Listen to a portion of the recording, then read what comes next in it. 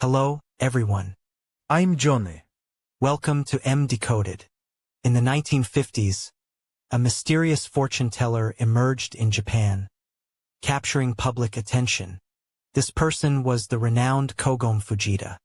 She claimed to have been possessed by a Hawaiian fox at the age of 9, after which she gained psychic abilities.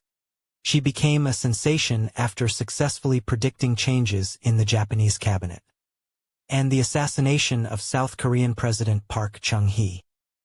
Despite foreseeing the fates of countless individuals, it seems she couldn't predict her own. In 1994, something happened to her. Even after many years, the incident remains shrouded in mystery, leaving much to speculation. What happened that year? What unsolved mysteries remain? Let's turn back the clock to February 23, 1994.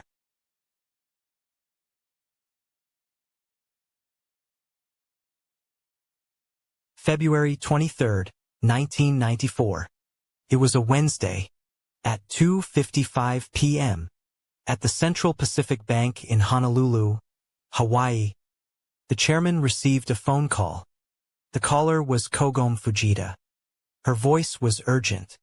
She demanded the bank deliver $20,000 in cash immediately. The chairman was astonished and urged her to calm down. He explained that there was no way to deliver the money at that moment, as it was against bank regulations. Upon hearing this, the caller became even more frantic, raising her voice and saying that it was a matter of life and death. She asked him to explain the situation in Japanese to the person next to him. However, before the chairman could ask any questions, the call was disconnected. The chairman was bewildered by the call. The situation seemed urgent, but he didn't have the caller's number, so he immediately contacted the Japanese consulate. Upon learning of the situation, the Japanese consulate made several calls to Kogome Fujita, but no one answered, so they dispatched someone to her apartment to check on her. Kogome Fujita was Japanese. She lived in Japan during her youth and moved to Hawaii in her 30s. When asked why she chose Hawaii, she smiled and said she couldn't explain it. Sometimes people just suddenly want to go somewhere. She had lived there for over 20 years. Her apartment was located on Ala Moana Boulevard in Honolulu, Hawaii. It was a high-rise luxury apartment building near the beach. Next to it was a large shopping mall. It also offered unobstructed ocean views. Many celebrities lived there. After obtaining the address, the consulate staff quickly arrived at her door. They were shocked to discover thick smoke billowing from her apartment. They tried to open the door and rescue her, but were unsuccessful. As the fire intensified, they realized something was wrong and immediately called emergency services. At 5 p.m., firefighters arrived at the apartment and extinguished the fire. They found the 56-year-old resident, Kogome Fujita, huddled in the closet. Her mouth was gagged, and she was unconscious. Despite being rushed to the hospital, she couldn't be saved. News of her death immediately caused a sensation. Kogome Fujita was a well-known figure in Japan and had interacted with many celebrities and political figures. Her death garnered intense public attention. The coroner's report soon came out. She had 9 wounds, concentrated on her upper body. There was a ligature mark around her neck, bleeding in her eyelids, and the fatal wound was a gunshot wound to the chest, fired at close range. Based on various factors, it was determined that Kogome Fujita was already dead before the fire broke out. Police conducted a thorough investigation of the apartment. They found a bullet hole on the pillow on the bed, stained with blood. The jewelry box on the nightstand showed signs of being rummaged through, and many valuables were missing. Based on the burn patterns in the apartment, it was determined that the perpetrator used a flammable liquid as an accelerant. pouring it in two different corners of the room, and igniting it. Much evidence was destroyed in the fire, creating challenges for the investigation. Kogome Fujita became famous for her psychic abilities, which she displayed at a young age. She was called a child prodigy, and was sought after by various media outlets. Her published books were bestsellers. In the 1960s, before she turned 30, she owned 5 cars and a private plane. These were luxuries most people could only dream of. Some people couldn't help but wonder how Kogome Fujita, as a fortune teller, could have successfully predicted so many major events, yet failed to foresee her own fate. It's known that she was born in Fukuoka City, Fukuoka Prefecture. Her parents divorced when she was young, and she experienced the turmoil of war. At age 9, she claimed to be possessed by a Hawaiian fox, gaining supernatural abilities. At age 11, she appeared in the media as a child prodigy fortune teller and clairvoyant, becoming a prominent figure at the time. While in Japan, she married a man, but after only 3 years, the marriage ended in divorce.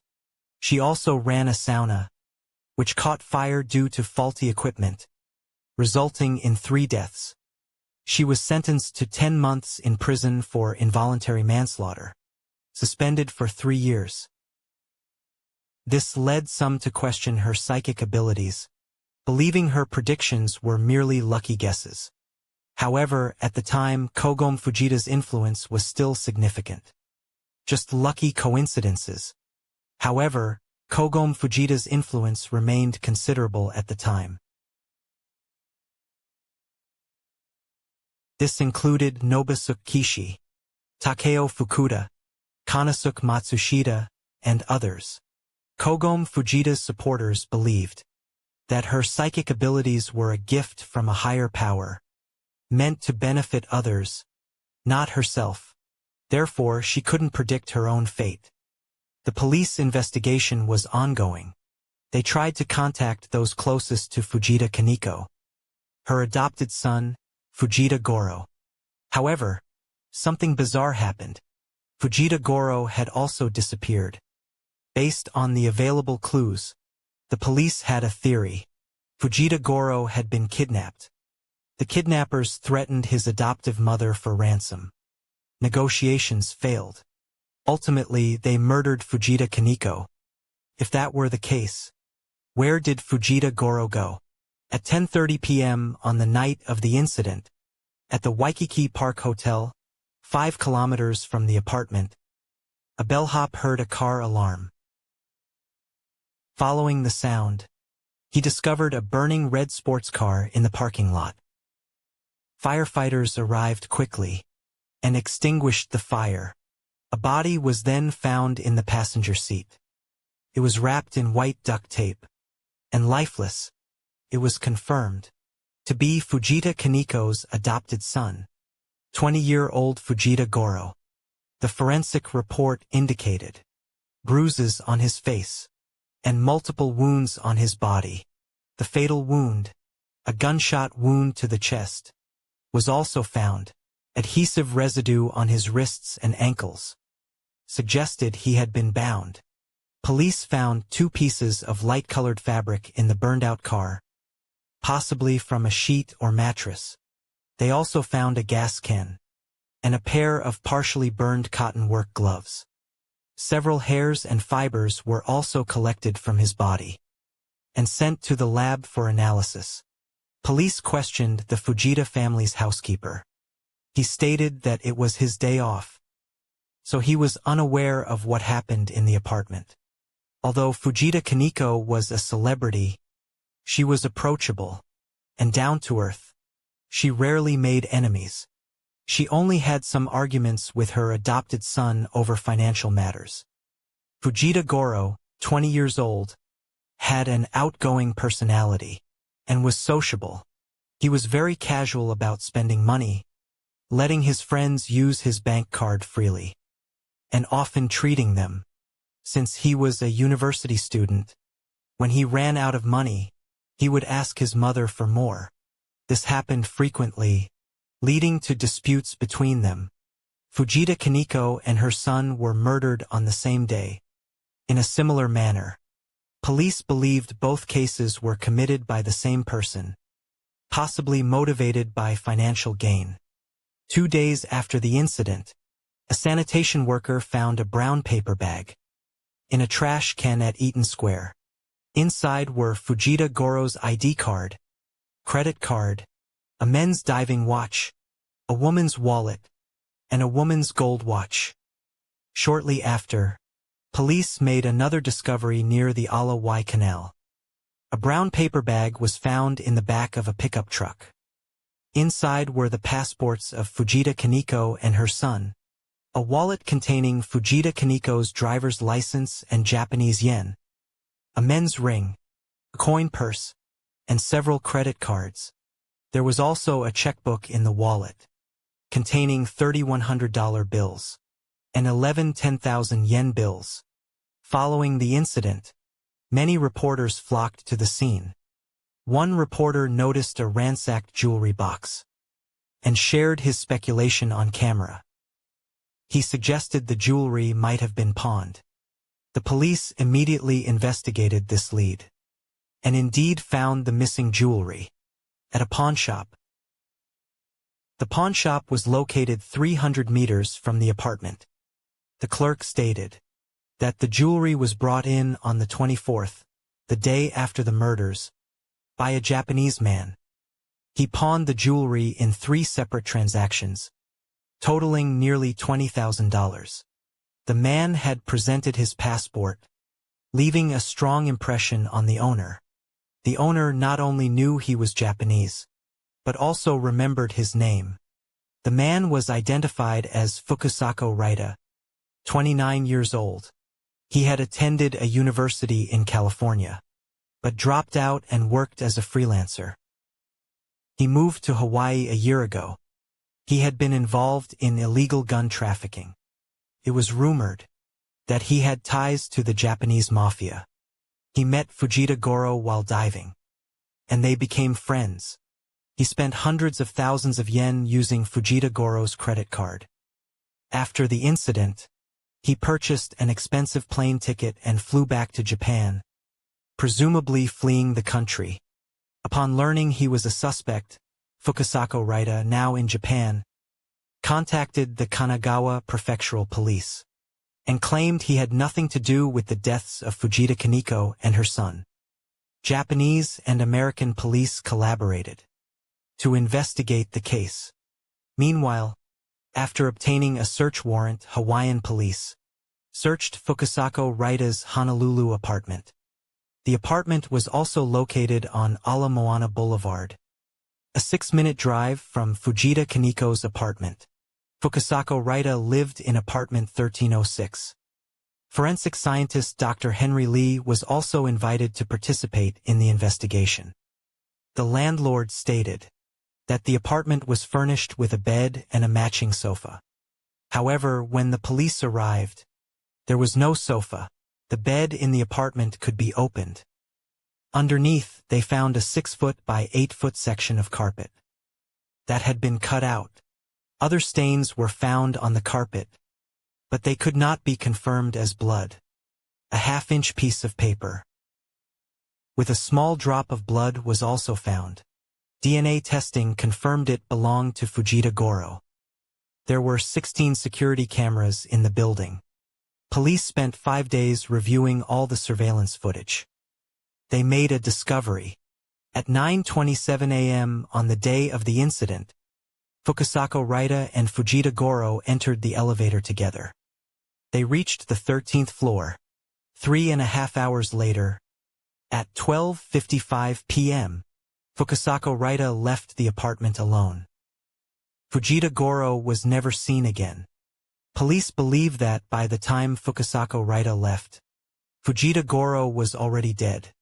At 3:54 p.m., Fukusako Raita returned to his apartment. During the time he was away from his apartment, Fujita Konohime was murdered.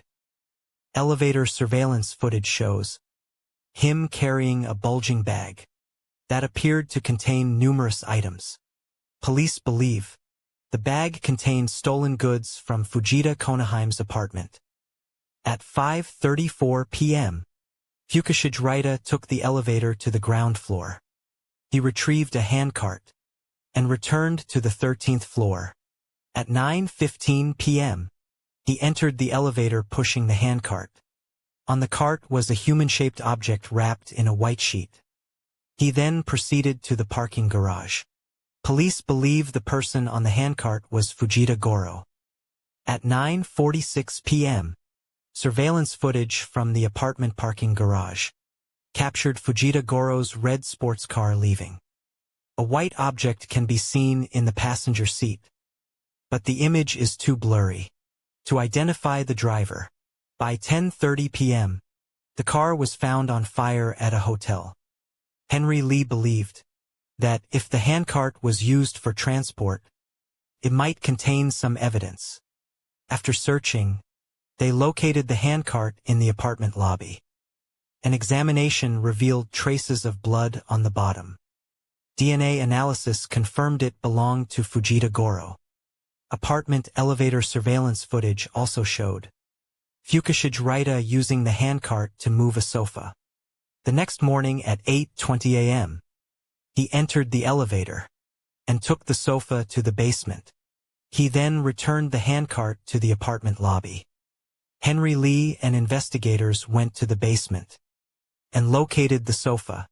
A portion of the cushion was torn, but bloodstains were found on the backrest. DNA analysis confirmed the blood belonged to Fujita Goro. A bullet was also found inside the sofa, suspected to be the one used to kill him. It matched the bullet found in Fujita Konohame's body.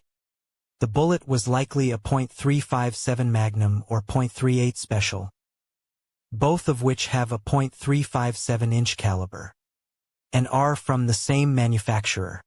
Microscopic examination of the striations on the bullets confirmed they were fired from the same gun. In addition, a long hair found on the sofa was DNA tested and confirmed to belong to Fujita Konohame. Henry Lee also examined the victim's clothing. Using gas chromatography mass spectrometry, it was determined that someone had used a lighter to ignite the pants leg, which caused the car fire. All clues pointed to one person, Fujita. Police believed he acted alone, murdering both Fujita Goro and Konohame. As Hawaiian police gathered more evidence, Fujita, who was in Japan, gave an interview to a media outlet and offered his explanation. He claimed he cut a portion of the carpet because a cat had soiled it. If left untreated, he might have lost part of his security deposit. So he cleaned and replaced the carpet. The cut portion was kept as a sample. Regarding the bloodstains on the carpet, Fujita stated that both he and Fujita Goro enjoyed diving, so minor cuts were common. He insisted he wasn't the one who drove Fujita Goro's car.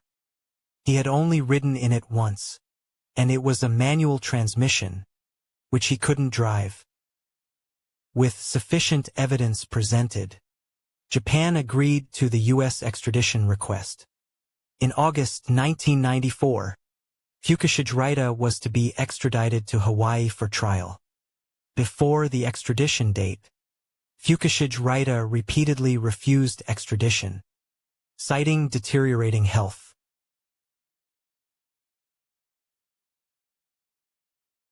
His family claimed he had lost 44 pounds while in custody and was experiencing psychological issues. Despite this, Fujita couldn't avoid extradition. Before boarding the plane at Narita Airport, he declared resolutely, "No dialogue." A year after the incident, in February 1995, the trial began at the Honolulu District Court. The defendant, Fujita, was charged with 2 counts of first-degree murder. The prosecution pointed out that the bullets used to kill the Fujitas were of the same type. 3 months before the incident, Fukushida had used Fujita Goro's credit card to rent several cars. Later, due to a debt repayment issue, the two had an argument. Facing financial difficulties, Fukushida extorted $20,000 from Fujita Konohime, but failed. This led to the double murder. A neighbor of Fujita Konohime testified that, around 2:10 p.m. on the day of the incident, he saw a dark-haired Asian man walking towards Fujita Konohime's apartment. Assuming it was Fujita Goro, he greeted him, but received no response. Unfamiliar with Asian faces, he couldn't positively identify the man. Another neighbor testified that between 3:30 and 4 p.m. that day, he saw a man wearing a light blue jacket and carrying a white bag, leaving Fujita Konohime's apartment. Like the previous witness, he assumed it was Fujita Goro and called out his name, but received no response. Normally, Fujita Goro would have responded enthusiastically. Finding this unusual, the neighbor assumed he was in a bad mood and didn't think much of it. Unfortunately, this neighbor had an eye condition and couldn't clearly see the man's face. Another resident testified that he lived next door to apartment 1306 and heard a loud bang from the living room next door between 8 o'clock and 10 p.m. that night. As a former member of the national shooting team, he was certain it was a gunshot. Faced with the evidence, Fukushida admitted to pawning Fujita Konohime's jewelry, but maintained his innocence regarding the murders. He claimed the real killer was a gangster. He alleged that Fujita Goro's biological father was a wealthy man who hired the gangster to kill Goro to prevent him from inheriting his fortune. During his statement, Fukushida hesitated several times. Then, tearfully, he said, "I promised those who pressured me about this that I wouldn't say anything. Please don't do anything to my family." Fukushida refused to elaborate, implying he had been threatened. Regarding the evidence of Fujita Kaniko's hair found on his sofa, the defense attorney claimed a single hair proved nothing, could have been transferred unintentionally. As for the prosecution's alleged motive, it occurred 3 months before the incident, too long ago to prove any connection. The defense attorney presented surveillance footage showing Fukushida at a supermarket 3 kilometers away from the red sports car. At 10:33 p.m. on the night of the incident, he purchased bleach, carpet cleaner, and air freshener. The red sports car was set ablaze at 10:30 p.m. If Fukushida was the arsonist, how could he have reached the supermarket 3 kilometers away in just 3 minutes? The prosecution argued that if all the traffic lights were green, it would be possible. The defense also claimed Fukushida was coerced by the Yakuza and only participated partially. The defense failed to provide evidence for this. After a 6-month trial, in August 1995, the Honolulu District Court delivered its verdict. Fukushida was found not guilty of 2 counts of first-degree murder, but guilty of 2 counts of second-degree murder. He was sentenced to life imprisonment, with a minimum of 30 years, before being eligible for parole. After the sentencing, Fukushida, pale and weeping, cried uncontrollably. He told the media, "This is absolutely a miscarriage of justice." While many believed the evidence was conclusive, and that he was the killer, others believed Fukushida may have only been partially involved, not the mastermind. Based on the shape of the bruises on Fujita Goro's face, experts speculated they were caused by a perpendicular blow from a gun butt. This suggested the killer was approximately the same height as Fujita Goro. Fujita Goro was 1.8 meters tall and weighed 90 kilograms. Fuko Raita, however, was only 1.6 meters tall, a 20-centimeter difference. Under these circumstances, could Fuko Raita have easily subdued him and committed the crime? Before the incident, the chairman of Central Pacific Bank, who received the call from Fujita Kaneko, stated that, during the conversation, he was asked to explain the situation in Japanese to another person on the call, whose Japanese seemed halting. Fuko Raita was Japanese. If he had been with Fujita Kaneko at the time, this wouldn't make sense. In court, Fujita Kaneko's brother was present in the gallery. After witnessing Fuko Raita's hesitant and unnatural demeanor and the defense attorney's arguments, he began to suspect there might be more than one perpetrator. Media visited the pawnshop Fuko Raita had frequented. The clerk said they would be available for an interview the next day. But when reporters returned, the doors were locked. They were turned away. This behavior was curious. In short, there were many unanswered questions. However, due to insufficient evidence, Fuko Raita remained incarcerated, leaving the public wondering about the truth. The prosecutor insisted there was a series of evidence pointing to Fuko Raita as the killer. Strictly speaking, however, the only direct evidence linking Fuko Raita to the crime was the surveillance footage of him transporting a body via the elevator. Ironically, because the bodies were found in fire-damaged locations, police couldn't retrieve any DNA other than Fuko Raita's. This made him the sole suspect. A reporter continued to follow the case, and through persistent correspondence, finally secured an interview with Fuko Raita. 20 years after his imprisonment, in 2015, he revealed previously undisclosed information. During the interview, Fuko Raita divulged more details, never before made public. He stated that the person he wheeled out of the room wasn't Fujita Goro, but a victim of another incident. 2 days before the murders, Fujita Kaneko had been blackmailed by a colleague and consulted Fuko Raita, who worked in investment banking, about a loan.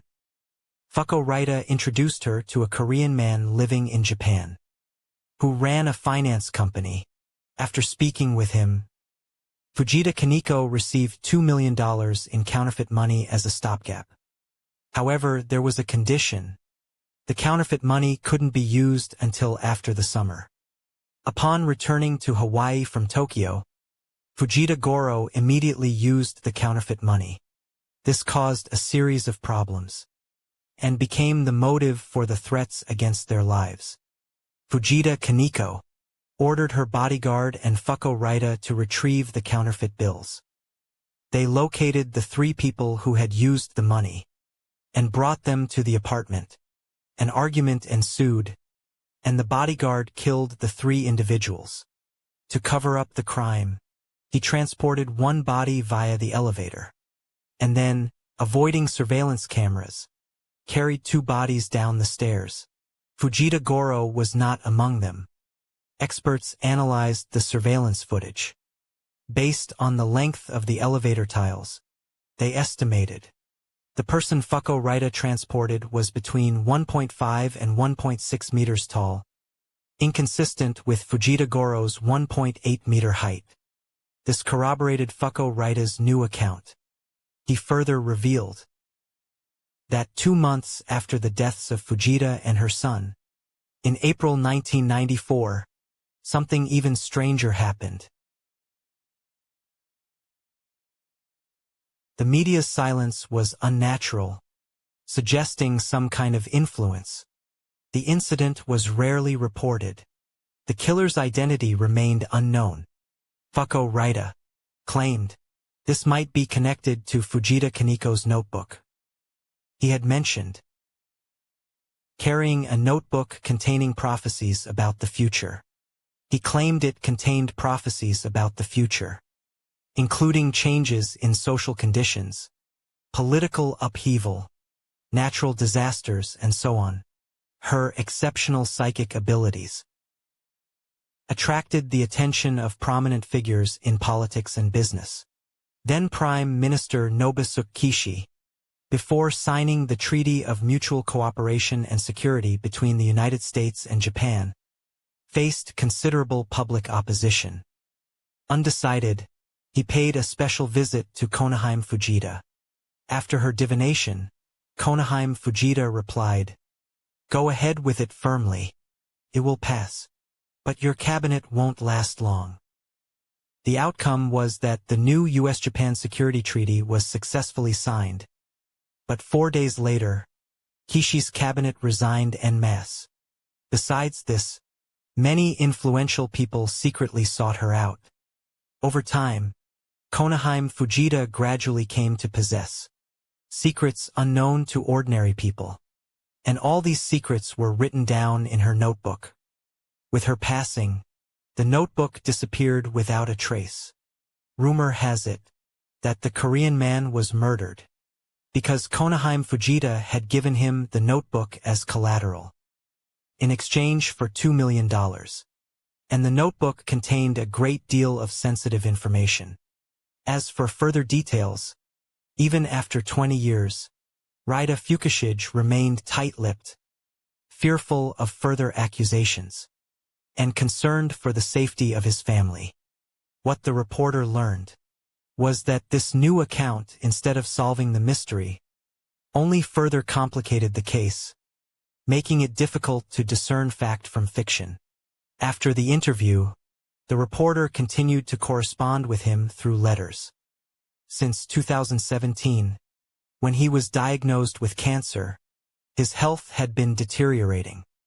In February 2020, in a letter to the reporter, he wrote things like, "Scatter my ashes in the waters off California," similar to a last will and testament. Until 2024, Rida Fukushige had not responded further. People initially assumed it was due to his worsening health. However, what happened next was shocking. In October 2024, at the Halawa Correctional Facility outside of Honolulu, prison guards found 59-year-old Rida Fukushige lying on the floor, with stab wounds to his head and neck. He was later pronounced dead. The perpetrator was a 38-year-old inmate who shared his cell. Prison officials stated that in the nearly 30 years Rida Fukushige had been incarcerated, he had hardly committed any infractions, and had a good relationship with all the staff. He was considered a model prisoner. This is truly an unfortunate incident. Specific details are still under investigation. Rida Fukushige's lawyer said in an interview that he had requested the release of the detailed forensic report, but was denied. He was simply told to wait 6 months, which angered him greatly, and further solidified his belief that this incident was not simple. Rida Fukushige had been sentenced to life imprisonment, and would have to serve at least 30 years before being eligible for parole. However, just 1 year shy of this goal, he was suddenly murdered. The timing inevitably aroused suspicion. How did his cellmate obtain a weapon? Why did he suddenly attack him? Was it a deep-seated grudge? Or was he acting on someone's orders? With Rida Fukushige's death, the mystery surrounding the murders of Kogome and Goro Fujita may never be solved. There is speculation that Goro Fujita was adopted, and that he and Rida Fukushige might have been biological brothers. This could explain their close relationship. However, this theory lacks evidence. Some speculate that Rida Fukushige was a member of a gang, responsible for money laundering and even transferring illegal funds to North Korea. On the day of the incident, the chairman of Central Pacific Bank overheard on the phone. The person who spoke broken Japanese. He might have been from North Korea. Someone claiming to be Kogome Fujita's former secretary stated that Goro Fujita was not actually adopted, and that his biological mother was Kogome Fujita. The reason for this was that there was a belief in Japan at the time that a fortune-teller's psychic abilities would disappear after giving birth. To maintain her image, Kogome Fujita lied and claimed to have adopted Goro Fujita. Conspiracy theorists believe that Kogome Fujita's notebook is the key to everything. If its contents were made public, a certain powerful figure's secrets would be exposed, and that this person is the true mastermind behind the case. As time passes, the truth becomes shrouded in mist, increasingly difficult to discern. One's fate is always unpredictable. The Fujita murders are like a bottomless vortex, swallowing secrets and leaving behind an eternal enigma. Was his death the end, or another beginning? What earth-shattering secrets does that mysterious notebook hold? Is it power, money, or a deeper force, manipulating everything? Perhaps behind this glamorous world, there are always some unspeakable secrets,